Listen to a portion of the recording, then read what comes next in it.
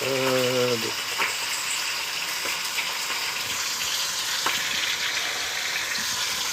boy, keep going. Okay. So, hey, we are doing a little cooking from Kyiv today. So we are in a situation here, as some of you may know. Hey, Arna. We're in a situation here in Kyiv where things are not great, to say the least. And I thought I would take a few minutes and show you what I'm doing here. Hey, Gary. Hey, Den. How you guys doing? Hey, Raven. Indignazone. Akron. Victoria. Hey, Michelle. New BS. There is a lot of new BS going around, isn't there, pal? Or is that supposed to be noobs? I'm not sure. Luciano. Hey, Pete. Hey, George. Hey, Val. Anthony, Tommy, Tom. How you guys doing? Hey, Chrissy Locks. So, let me show you what's going on here. I want to give you some... So, look. Let's be realistic, shall we? Somebody accused me of doing Putin's job for him by showing him that we are under pressure here in Kyiv. Well, I think that's a load of bullshit. When the world is distracted by this Greenland nonsense, where Trump and Putin have shown their hand that they are desperate here in Ukraine, and that all that they can do is terrorize the civilian population. In a situation where in the last 36 hours or so, I have had power for 4 hours. That was all that lasted this morning. That was it. So, to give you some idea of how we are coping here, let me show you what I'm doing. I'm cooking. We're cooking today. We're cooking from Kyiv. And it's an unusual situation, right? Because there's no power. So I'm lucky I have a gas stove. Now, let me show you this here. Let me flip the camera around. If you take a look here, this is a salt brine. The other day, what's today? Wednesday? It was Monday. Monday, I started a salt brine on this turkey breast that you see over here. And normally, what you would do is you would oven roast this after it came out of the brine, right? No, there's been no power all day, really, Ben. I had it for about 4 hours this morning. Hey, Angela. So now, if you take a look here, this is a salt brine. This is 4 cups of water to a 1/4 cup of salt and a 1/2 cup of sugar. And then you can see my aromatics and hard herbs, rosemary, thyme, peppercorns. I threw some allspice in there and some garlic, right? And then this turkey brined for about, for 2 days now. Now I'm just searing it here before we put it in the broth. I'm just searing it here on the stovetop, right? So we'll get a little Maillard reaction going there. We'll get some browning on there. And then we're going to add, and then we'll go ahead and we'll add our liquids, and I'll simmer that for maybe 2 hours. So, the situation is such that normal life is not possible. I have never in my life poached a turkey or a chicken thigh, a turkey thigh. Never in my life did it occur to me to poach a turkey thigh. But I don't have any choice. So that's what we're going to do. Now, I'm out of chicken stock. I would rather do this in a chicken stock, right? But I want some flavor in there, and I've got this beef stock that if I don't use up, it's not going to last. So we're going to take this beef stock, and we're going to use that as our liquid base to brine this baby up. Let me show you. I mean, I should, right? For anybody that knows anything, I should scrape that fat off the beef stock. I'm not gonna. Oh yeah, George, the beef stock will work. It'll give nice flavor. But it's not, it's not the complimentary flavor that you would really want in there, I don't think. But it'll do. In a pinch, right? It'll do. And I'm going to leave that beef fat in there. I don't give a fuck. I'm leaving that beef fat in there. Well, Parda, I don't have heat or light, in fact, which is why we're doing this. So you can see there, I've got it, I filled it up to about halfway, so the turkey is about halfway submerged in that stock.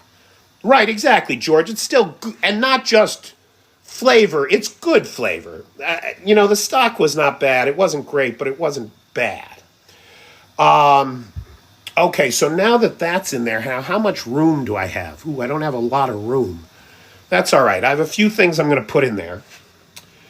I'm going to go ahead and throw in some more hard herbs. I'm a big fan of thyme. And you can't have too much thyme, right? Nobody's ever said, ooh, this thing is just overwhelming with thyme. No, it just disappears in there and gives nice floral fragrance to everything. So we're going to go ahead and throw that in there. And then some rosemary. I got some more rosemary over here. We'll throw that in there. And I'm going to need 2 hands for this. Hold on a second. Let me see if I can reset this thing a little bit. Is thyme good for respiratory health, George? I was unaware of that. Hey, Bjorn. For me, thyme is a wonderfully subtle, fragrant herb. I don't know why I love it so much, but I do. Maybe because it has all the subtlety that I lack. Huh? Opposites attract. Right? I'm going to crack some fresh pepper in there.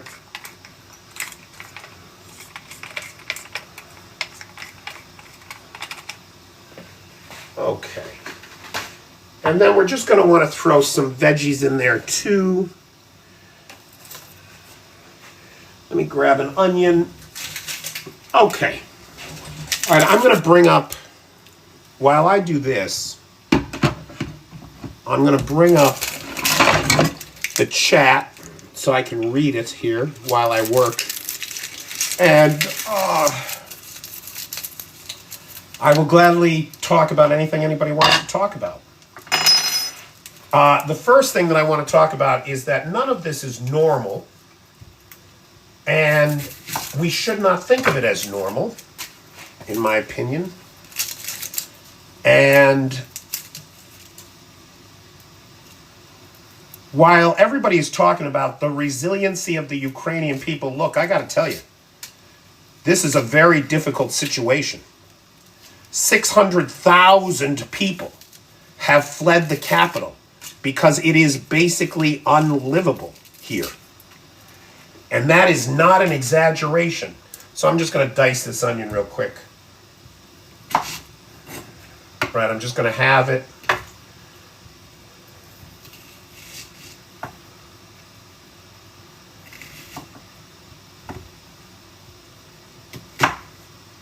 For anybody with kids, I cannot imagine. I cannot imagine trying to get them through this. For any older people, I cannot imagine how they are managing. It is an extremely difficult situation. And it comes at a time when the European powers are completely distracted by Donald Trump and his bid for Greenland. Do you know, can anybody tell me, when was the first time that Donald Trump talked about taking Greenland? Does anybody know the answer to that question? Hey, Feisty. Hey, Chrissy Locks. In the first administration, George, you are correct. It was 2019. This is not something that has just come out of nowhere. This is the plan to destroy NATO, to destabilize and weaken the EU, and destroy the transatlantic alliance.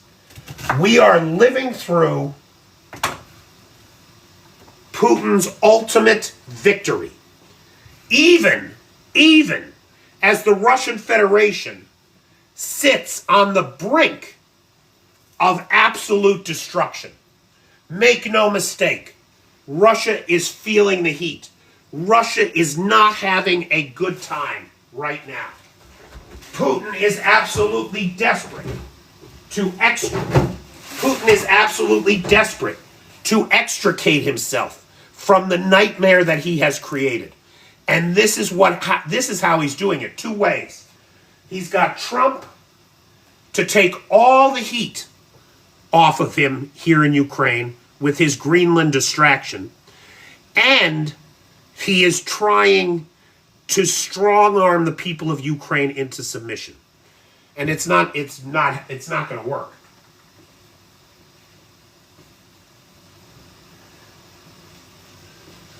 I mean, I'm not even Ukrainian, right? This is not even my fight. I just barely live here. And what am I doing? I'm making a chicken breast. Or turkey thigh, sorry. It's a turkey thigh. I'm going to throw a carrot in there too. I wish I had some celery or some leeks. But I don't have either of those right now. So we're going to have to deal with some onion and carrot.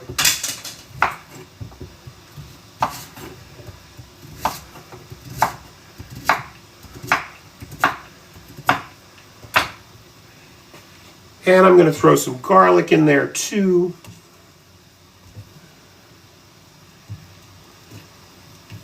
And I'm going to turn that is turned down all the way, but I want it to cook slowly. So I'm going to add just a little bit of water here.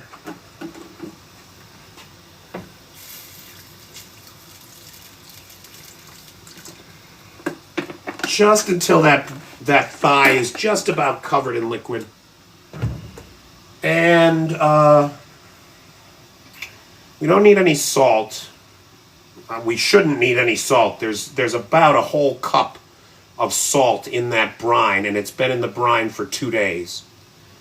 I feel like I'm forgetting something. What am I forgetting, guys? Oh, some garlic. Don't burn it again. What did I burn, kid? I didn't burn anything. What are you talking about?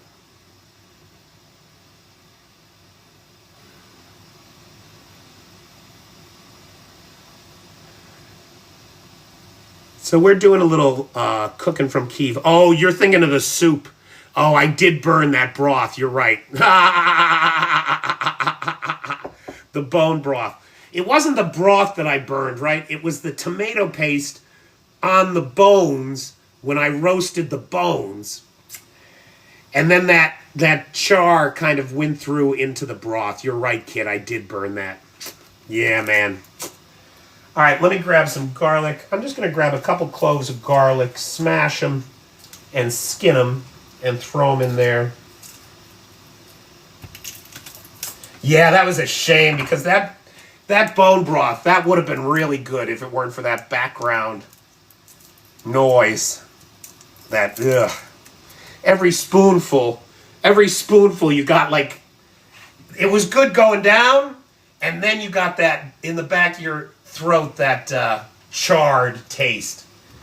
That was a big disappointment, brother. Yes, it really was. Now, this batch here is a beef stock that I made and had in the freezer.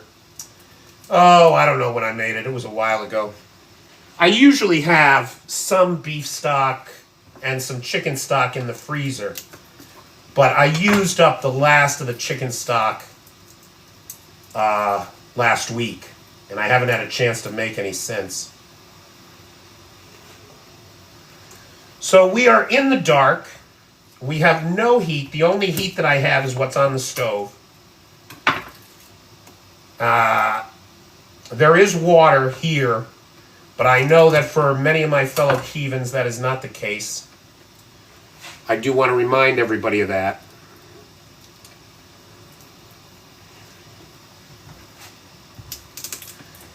And I'll just smash these up and put them in here. And then that'll be it. Then this will have to simmer now. Oh, I don't know, maybe for about an hour and a half, 2 hours. And then we should have a nice kind of fall apart turkey thigh that I can have for my supper. All right.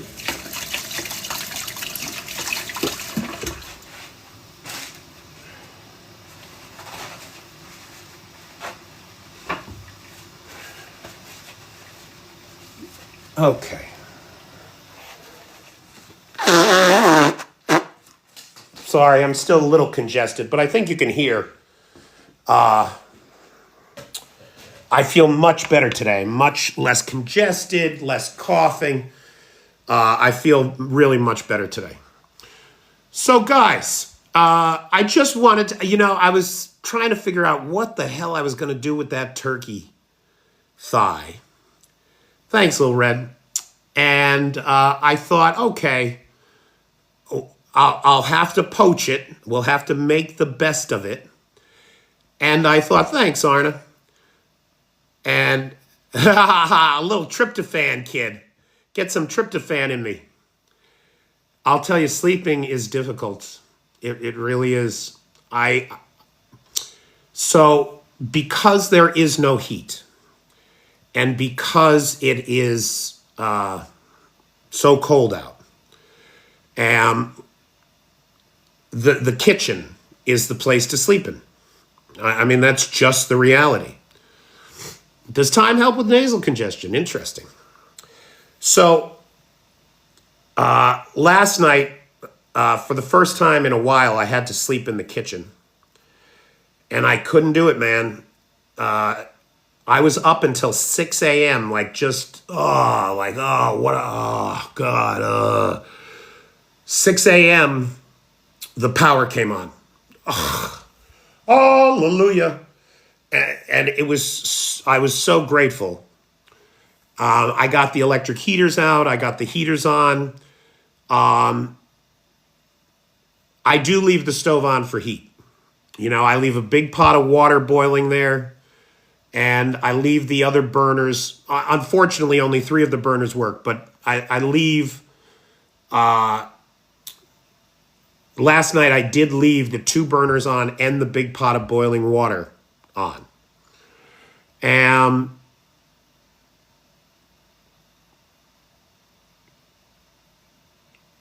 when the power came on this morning, my first order of business was to get the electric heaters on so that I could get the rest of the apartment above 45 degrees Fahrenheit or 7 degrees Celsius. Now, how do I know that it was about 45 degrees Fahrenheit or 7 degrees Celsius in here this morning? Because I could just see my breath. In the rest of the apartment, I could just see my breath. And so that's the temperature at which that happens. So I got the electric heaters on. I got the apartment up to about 65 probably degrees this morning before the power cut out, and we have been without power since.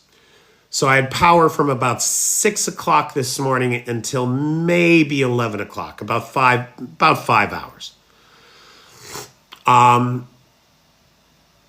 I'm one of the lucky ones. I want to stress that.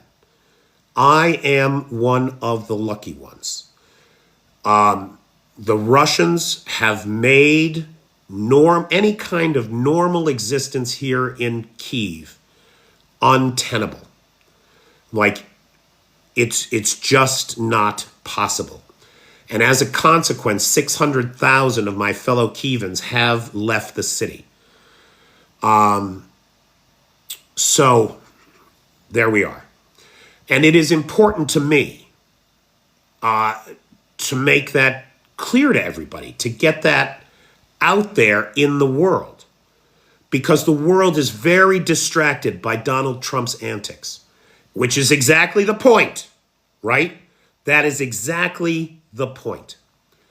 To distract the world and keep everybody jumping on their toes, dancing to Putin and Trump's tune, while the two of them ride roughshod over their own populations, in the case of the United States, over the Constitution of the United States, and in the case of Vladimir Putin, over the people of Ukraine.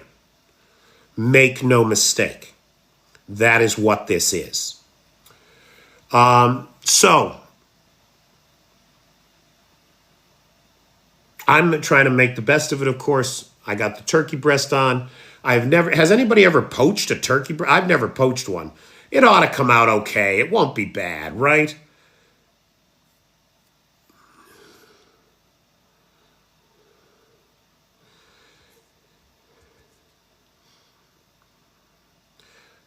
Oh, yeah, Little Red. For the Americans here, what Donald Trump is doing in Minnesota is trying to normalize this idea that any law enforcement officer, any federal agent, can come up to any American on the street, demand their papers. Papers. Show me your papers. As if we are not protected from that kind of intrusive, unwarranted search and seizure. Cooked a whole chicken in a crock pot. Yeah, crock pot. I would like to have a crock pot. The apartment did not come with one, and I'm not buying anything here. But I do like a little crock pot cooking. That's for sure. I had a great Dutch oven at home, which would basically be the same thing. Dutch enamel. Where's my Dutch people? It was no, it was French, actually. It's a Dutch oven, but it was from France. If there's any French here. If you get time, Budanov gave an interview to Kyiv Post re China and Russia. I'll have to take a look, Dan. Yeah, Arn. Well, in the United States, the racism is such that we don't need yellow stars. All you need to do is be a person who doesn't require sunblock. And then that's it. You're as good as branded with these bastards.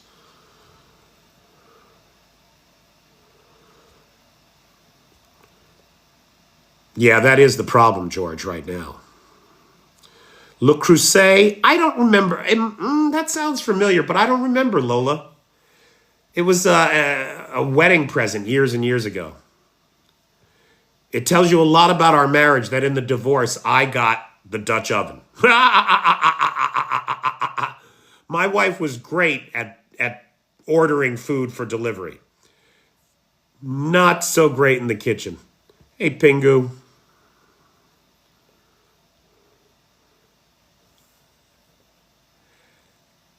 I feel like there was a fleur-de-lis stamped on the bottom of it. I don't know if that's their symbol. Can Finland stave off China and Russia in the Greenland area? There is no threat to Greenland from China or Russia. That is not a thing. It's just not. And it wouldn't be Finland that would be required to hold them back. It would be Denmark. And Denmark is in NATO. So the entire weight of NATO already protects Greenland.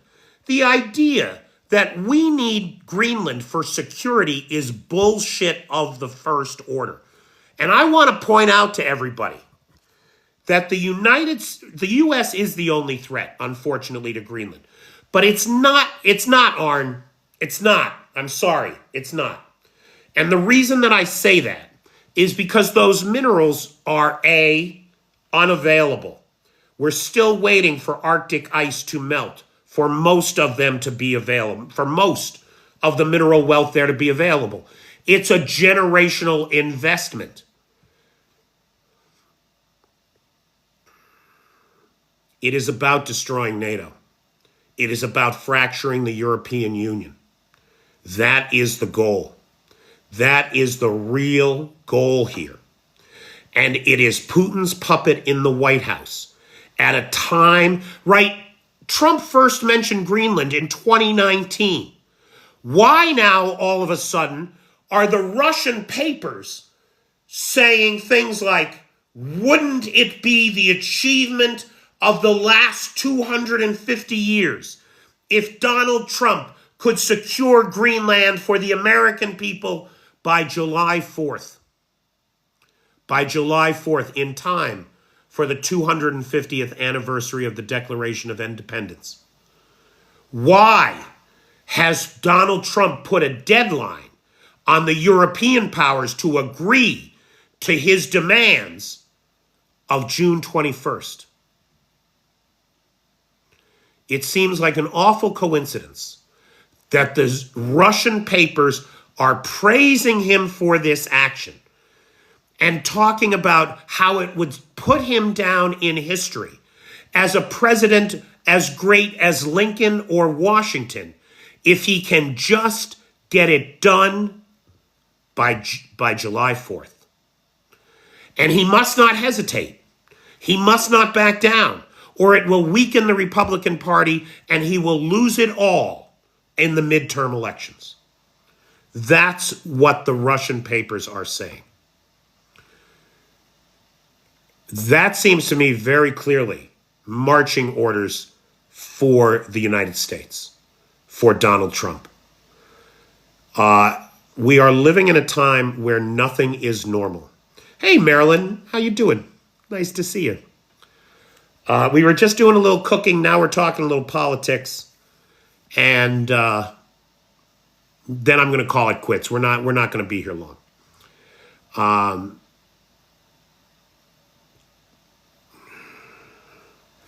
That's an interesting expression. Dan, I don't know that expression. I've never heard that. Carney has the elbows up for Greenland. Oh, like he's ready to fight? You mean? He has the elbows up for Greenland? That's not an expression I've ever heard. I should be, Anthony. I should be live tonight like normal.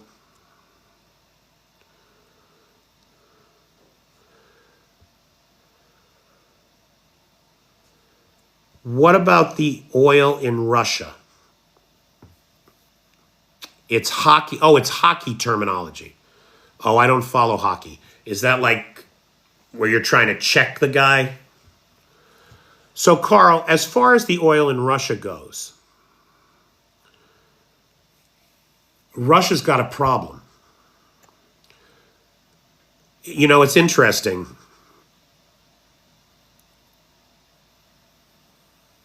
Where do Russians serve who have no legs anymore?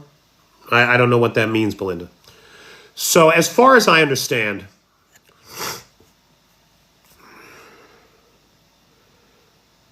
oh, yeah. If they're still alive. Because the fact is that in the Russian army, if you are badly injured, your odds of survival are 1 in 2. Is that right? No, they're 50-50, so they're 1 in 1. No, that's not right. 1 in 2, 50%. Right, there are not a lot of successful amputees coming home on the Russian side because there's no evacuation procedures. There's no intercessory emergency medical care at the front. They're having a bad time. So, not that I have any sympathy None. None whatsoever. Especially for the foreigners that come there for money to kill Ukrainians. No sympathy at all. Carl, it's a great question about the Russian oil. Because Russia, as one of the largest oil producers in the world, is having a real hard time of it right now. They are not meeting their production goals under OPEC plus. They are shy by 200. In July, they were shy by, I want to say it was 60,000 barrels a day. It might not have been 60,000, but it was less than 100,000. Today, they are shy by 250,000 barrels a day. So they are not producing their quota under their agreements with OPEC plus. And this is a country that had always broken its agreements and backdoored OPEC plus by overproducing, right? They were supposed to produce 11 million barrels a day and they were producing 11.5. Now they're barely getting 9 million barrels a day out the door. Russia has no strategic reserve of oil. In fact, they have very little oil storage at all. Because, of course, the oil gets pumped right to the many refineries across the country. The oil is refined into refined oil products, or it is all shipped out overseas or piped to other nations.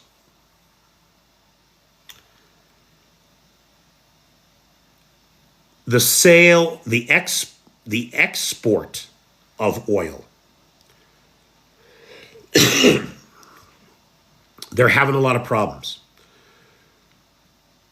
The Turks were buying, oh gosh, I want to say 600,000 barrels a day in November before the Rosneft sanctions kicked in. Today, they're buying a third of that. It's similar numbers for India and China. India was the biggest, buying 2.1 million barrels a day in August, if I'm not mistaken. And now it's down to about 800,000 barrels a day. Half, over half. And the same is true for the Chinese. So they're not selling the oil. So where is all this oil going? Bloomberg says that there are at least 180 million barrels of oil currently at sea with nowhere to go. They've been storing it in tankers and setting the tankers out to sea. Now, normally those tankers would be headed to a port somewhere, but instead they're just anchored. They're just anchored. They're being used as long-term storage facilities at sea.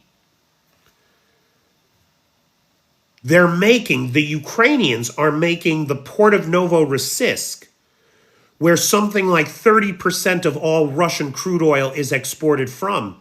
They are making it very difficult, dangerous, and expensive for ships to go there to pick up oil. Now, I don't have good numbers on what the damage caused to Novorossiysk or what the damage done to shadow fleet tankers in the Black Sea has meant in terms of export volume. But I can tell you that Bloomberg, for the week ending the first week of January, said that the average price per barrel out of Novorossiysk is $35. $35 is the crisis point for, according to the Russian central bank, for the Russian federal budget. That's the crisis point price. There's been a lot of damage to the Caspian Consortium pipeline. There's been damage to the Druzhba pipeline. There's been damage, right? There's been all this damage to the pipelines. They're losing sales. They're unable to process oil because the refineries are working at lower capacity or are still shut down from Ukrainian strikes against them. If this keeps up much longer, Carl, they're going to be forced to shut down the wells because they have no place to put the oil. And once you shut those wells down, it is extraordinarily expensive and difficult, especially in the Arctic, to get them up and running again. So, Putin has requested Witkoff and Kushner, I assume, is the sidekick, Den, to visit Moscow tomorrow. Interesting. We'll talk about that in 1 second. So to finish the thought here, Carl, if something doesn't normalize for the Russian Federation soon, the means of production of their cash funnel for prosecuting this war in Ukraine is going to be at risk. Now, as far as, so it's, for Russia, it's not good news. None of that is good news, boy.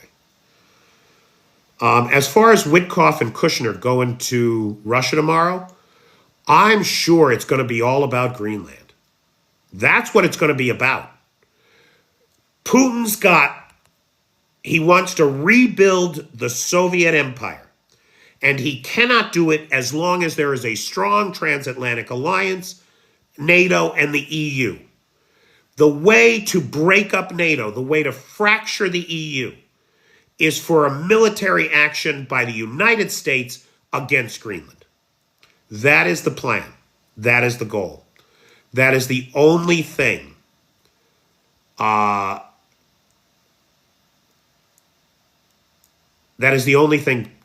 is really interested in.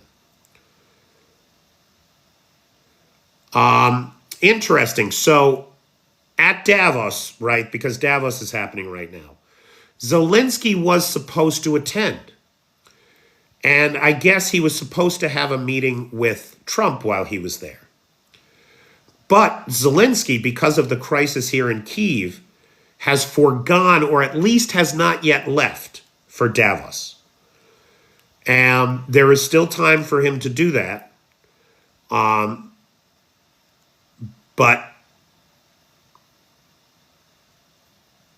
I don't know that he's going to. The situation here is desperate. This is a scaled humanitarian crisis.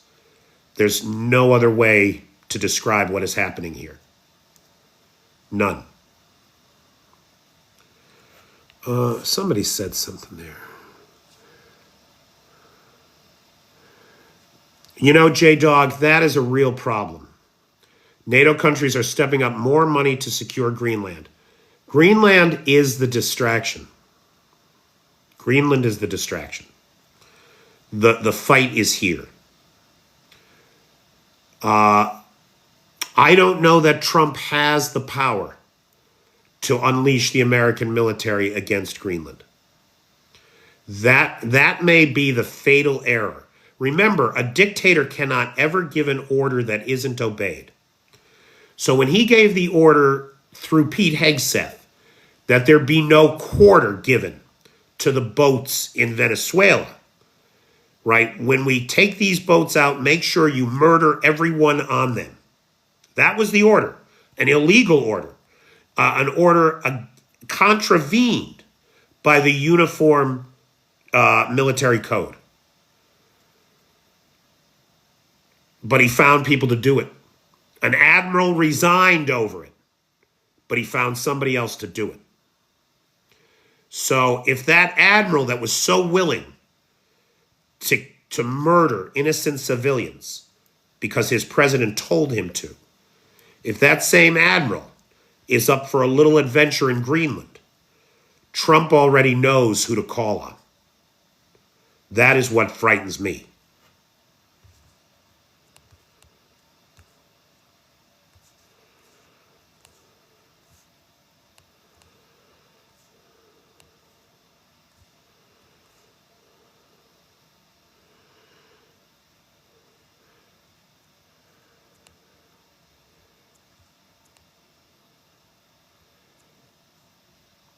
Yeah, J-Dog, I'm not arguing with you, right? We're on the same page, but it's the reality of the situation. And J-Dog, like I said, I think he knows the admiral who'll follow that order. Zelensky said that the humanitarian issue in Kyiv outweighs the trip to Davos. Yep. And he is not wrong, boy. He backed down today from saying that he would not use force to take Greenland. Let's see what he says after Kushner and Witkoff come back from Moscow. Let's see how that tune changes. See, I think. Now, let me put on my tinfoil hat here, right? Let me put on my tinfoil hat. I do think that what's happening is that he is under extraordinary pressure from the Russians to do his fucking job and destroy NATO and the European alliance and make himself go down in history as the man who expanded American territory by more than the Louisiana Purchase. Do your job, because that's what Putin needs to win in Ukraine. The destruction of the NATO alliance and a fracturing of the EU. Putin is desperate. He knows he's bankrupt.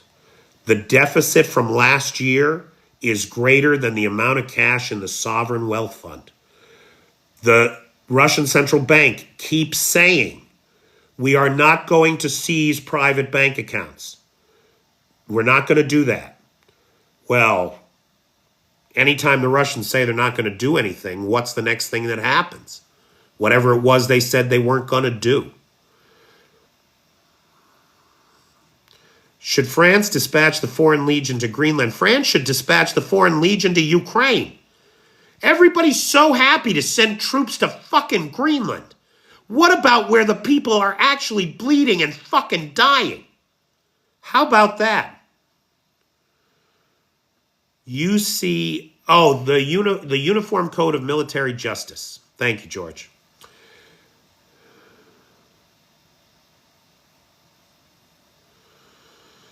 J-Dog, that admiral has an armada that was capable of blockading Venezuela with everything that goes with it. Thousands of Marines ready to deploy to the beaches. It's an island of 57,000 people. The capital has only 20,000 people in it. There is no world that exists where a city of 20,000 civilians could resist 1,000 Marines. That's not a thing. As much as I don't want any of this to happen. I'm just being realistic about American military might. A little bit of shelling from offshore will be enough. And then some bodies on the beach.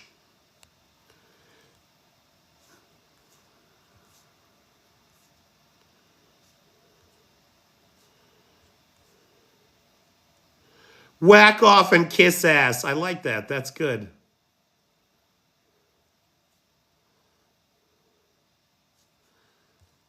Trump changes his position several times a day, depending on whether he's fucking somebody else or he's getting fucked by Putin. 2 energy workers apparently died from exhaustion, according to one of the Telegram channels today. Ugh.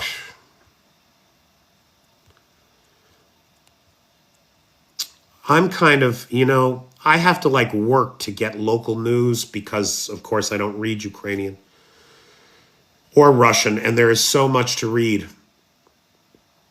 And translating it all is very difficult. That's why I'm so grateful to Steve Rosenberg in Moscow, who does those translations of the Russian papers. Boy, that guy, the insight that comes from having the Russian papers available to you is extraordinary. He's the BBC bureau desk chief for Moscow, and he's been in Moscow for 20 years off and on. If every country in NATO sent 2,000 troops to Ukraine, it would be okay. Honest to God, J-Dog. I really think that you're probably right. It's probably not right. There's 32 countries in NATO. If each one of them sent 2,000 troops, now, of course, the U.S. won't, right now, I'm sorry to say. But if every one of the 31 remaining sent 2,000 troops, that's 60,000 NATO troops equipped with NATO gear that would, with the right kind of management and direction, they could fracture the Russian lines. Now, I can't verify any of this. I want to start with that. And the only sources are Ukrainian Telegram channels. But increasingly, what I'm seeing is talk of a Russian collapse of the lines around Pokrovsk. Now, there isn't really a line in Pokrovsk. It's a very porous border where you have guys all jammed up against each other. So I don't even know what they're talking about. What line is there to collapse? But it could be that the Ukrainians are retaking lots of these Russian positions where they're all mixed up together. And they're kind of trying to build a propaganda message to the Russians that the lines are collapsing in a kind of psyop to get the Russians to drop their weapons or turn their guns on the barrier troops that are behind them or whatever. Frag their officers, go AWOL, whatever.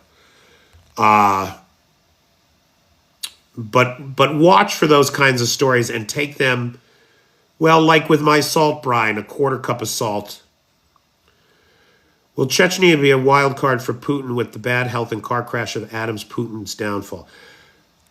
Kabul job, it could be. I mean, this is really a big deal. The Chechens provide Putin's personal security. The Chechens provide the barrier troops for the war in Ukraine.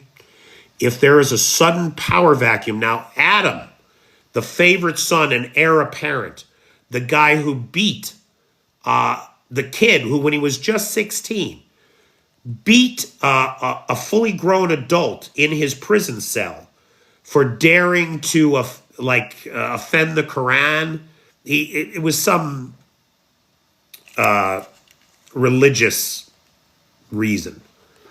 Him, the favorite son, the cruelest of the three, was in a very suspicious car accident that ended him up in the hospital in critical condition, just at the same time that Kadyrov went into the hospital from kidney failure.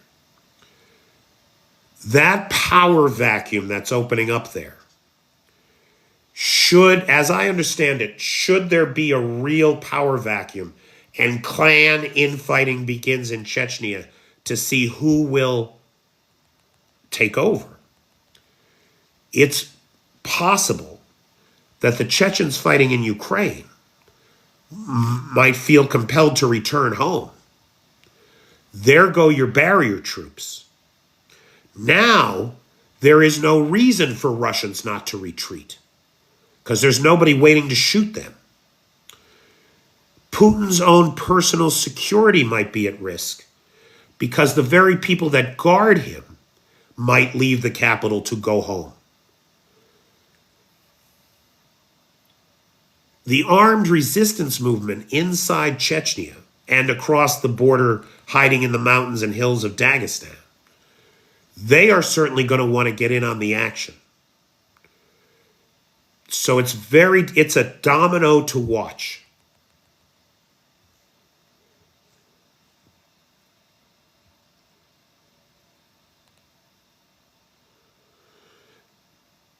Leo, that's what I was thinking of.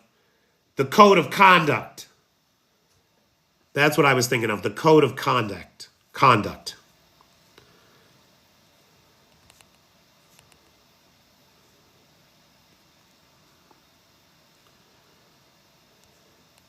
Hey, Grotlin, we were doing a little cooking before.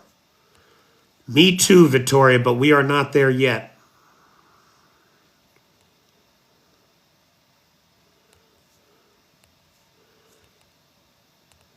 Due diligence. You read my mind. Look at that. Exactly what I said. Thanks.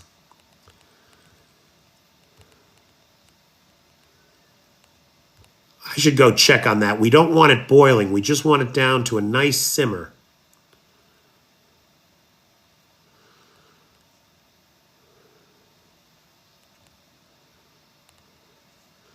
Sons of Ragnar? I don't know what that is, Arn. Or Julian. I don't know what Sons of Ragnar are. Ragnar. That rings a bell. Is that Norse mythology? Or am I just thinking of Ragnarok?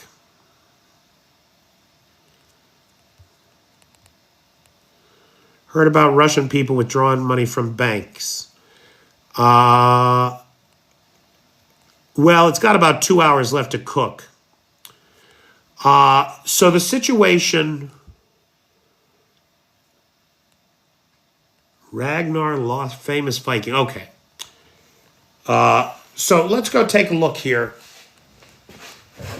Because I don't want it boiling. I want to make sure that it's down to just a nice simmer. Oh, it's still heating up. We're not even close to a boil yet. Okay. So here, I'll turn the camera around and show you.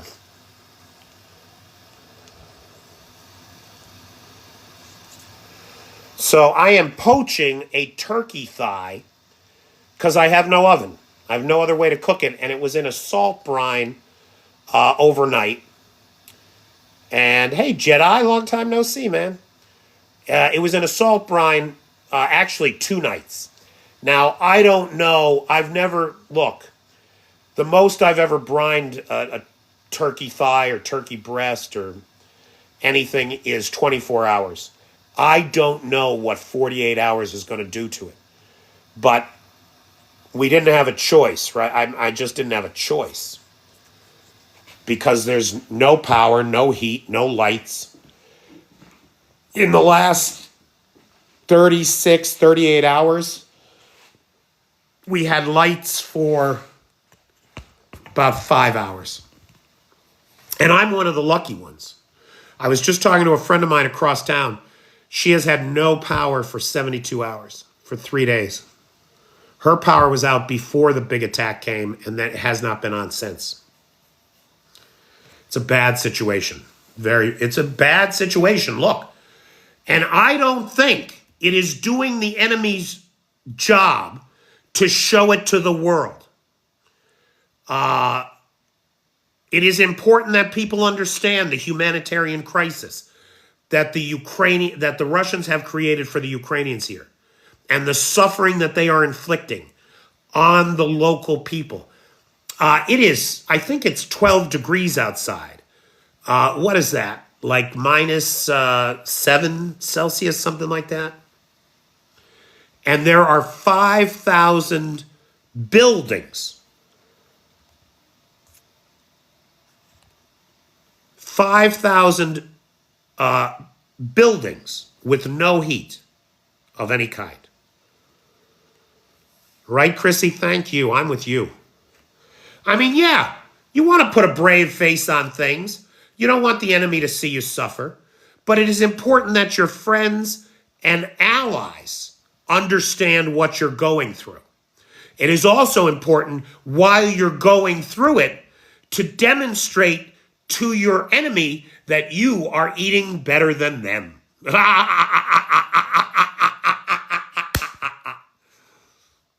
Nobody in Moscow has a brine chicken turkey thigh on the stovetop.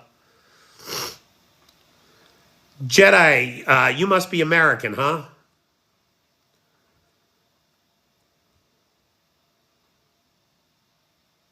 Real Silverness.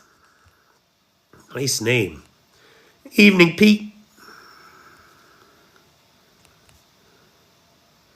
Hey, Guy.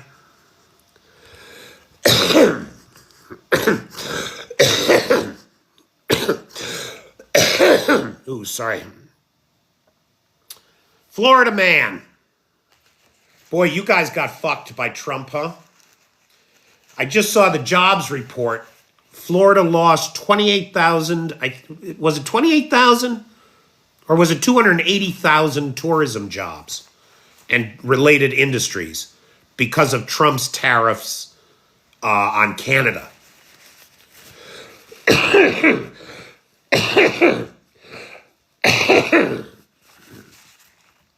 I did see that he trademarked pork. Pork.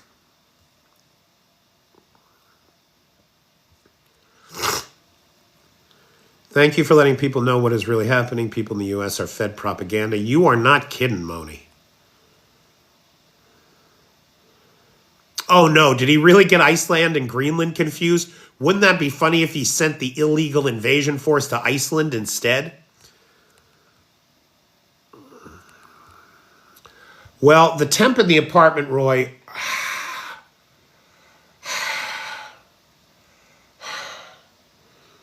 Well, it's more than 45. It's more than 45. I can say that. Hot milk and honey. I don't know if the milk is any good. I should check it.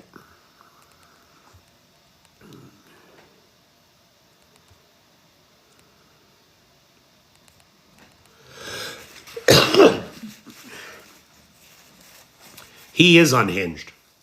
Look, if this threat by Donald Trump is not enough to make Americans stand up, I don't know what is. And I'll tell you, Trump's power is increasing every day. You know, when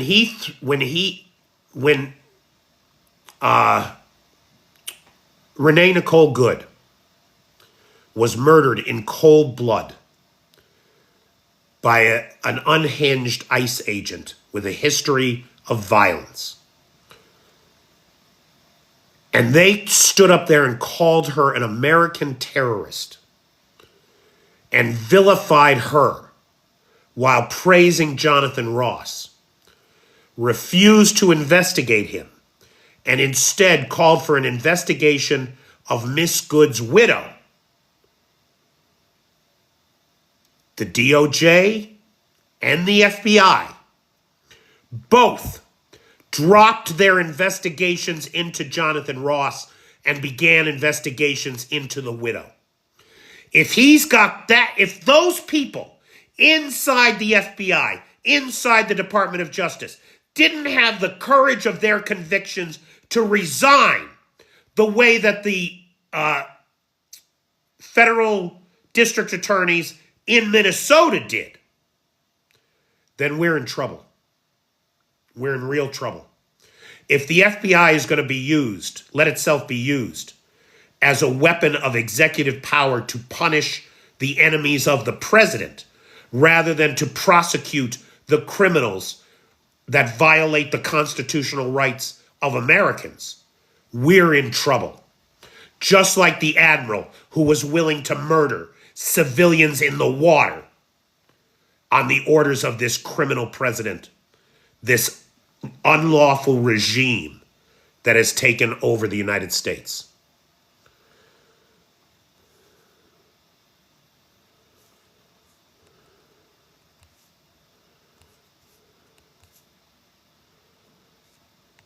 He's totally lost it. Well, he hasn't lost it. He's just been forced to accelerate his plan. He didn't mention Greenland for the first time yesterday. He mentioned Greenland for the first time in 2019. This is a long-standing strategy to end NATO and fracture the European Union. It's not a coincidence. Peg, the problem is that the border and immigration security is all controlled by Trump and staffed by Trump. I'm hearing all these stories of Americans whose passports have been canceled. Now, the curious thing is, they all appear to be white and female. They're getting these notices that their passports have been canceled. There is no reason, if Trump's lawlessness is to be allowed to continue, that he can't stop anybody from leaving the country that he wants to.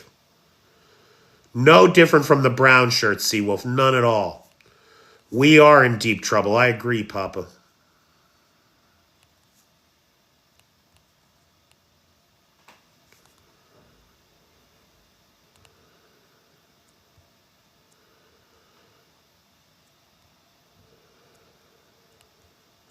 Hey, Betty Thompson, how you doing? Iceland. He is really he's not suffering dementia. He's demented.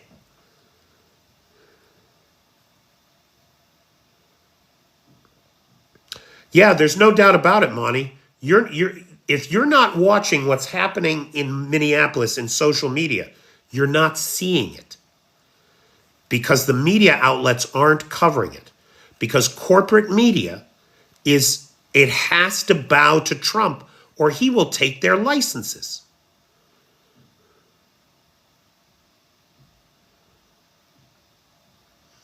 You know, Jedi, that's a good point to make for the people in the United States. The bulk of Trump's, I want to say 2,000 ICE agents are in Minneapolis.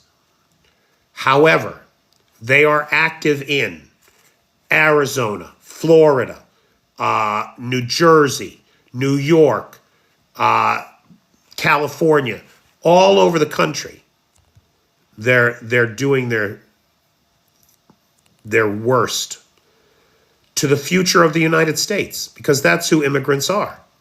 Just like immigrants are the past of the United States, the present of the United States, and they are our future. Lots of Americans move into Ireland. If you had a grandparent that was Irish, you can get an Irish passport and then an EU passport. Or I guess an EU passport. Yep. Unfortunately, the most recent Irish ancestor that I had emigrate from Ireland to the United States, my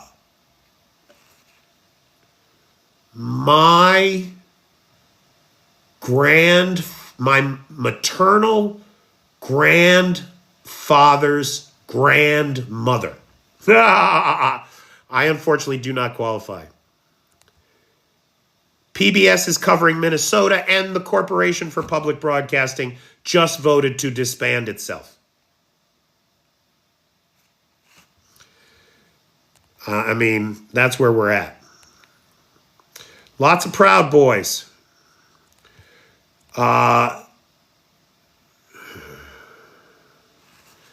They just booked 500 rooms in motels 1 mile away. Who would rent to them? What kind of people? Ugh. I don't know. I've been a little cut off from the world today. I don't know what happened at Davos. 3,000 ICE. That could be. I don't really know the number. I know that they had 2,000, and they've had this big hiring push on. Now, one woman who is blatantly left-wing, anti-ICE, strong opponent of Trump, she applied for a job with ICE. They contacted her, said, we need these documents from you, right? ID and stuff, blah, blah, blah. She said, sure, no problem, never sent them. They contacted her, said, hey, we need these things from you, these other things from you, send us these things. She's like, okay, never sent them. There was some other check. She never did it, never filed the paperwork. 3 days later, she gets a letter that says, congratulations, you've been hired by ICE. I mean, they are literally taking anybody. Americans are still double taxed abroad, though. Yep. You got to pay your tax at home.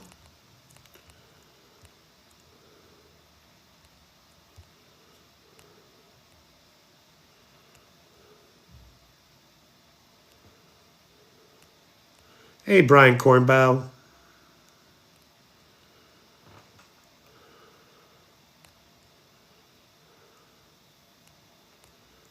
They are literally putting Disney on ice. Oh, Disney won't have them. Disney won't put up with them. No fucking way. Disney is all its own thing down there. They're basically their own municipal government.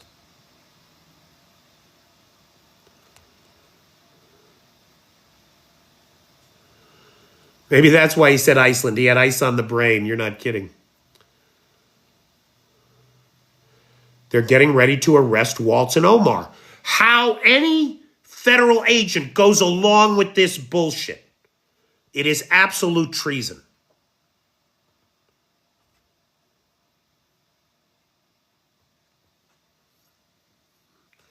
TK's daddy, ICE reserved over 200 rooms in what area?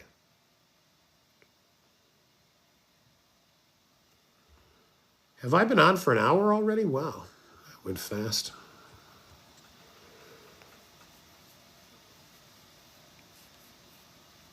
Outside of Disney, not in Disney. Disney's not going to rent to them, no way.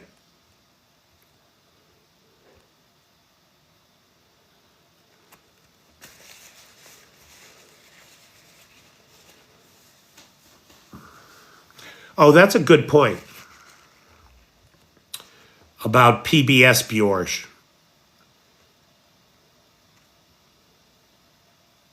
Yep, I mean, I should be on at 5, barring some catastrophe. So, okay. Guys, I'm going to call it here. I want to thank everybody for joining me for this Cooking from Kyiv special. Know that things are difficult here. They are, hey, Grandma knows. Hey, how you doing? Know that things are difficult here, especially for the Ukrainians. And the Ukrainians are not super people. There is only so much people can take. No heat, no lights, 12 degrees outside, -7 Celsius makes life very, very difficult. So, don't worry about me. I'm fine. As you can see, I'm making that turkey, and it's going to be delicious. But the Ukrainians are having a hard time of it. As brave a face as most of them would put on it. And there are lots of people doing fun things. Sledding, having outdoor parties, mulled wine, blah, blah, blah. There was some boob baby boom, an ammo dump in a place called Devasheva, something like that, went up. And we'll talk about it tonight. I'll have the details. All right, guys. Make it a great day. I'll talk to you soon. Take care.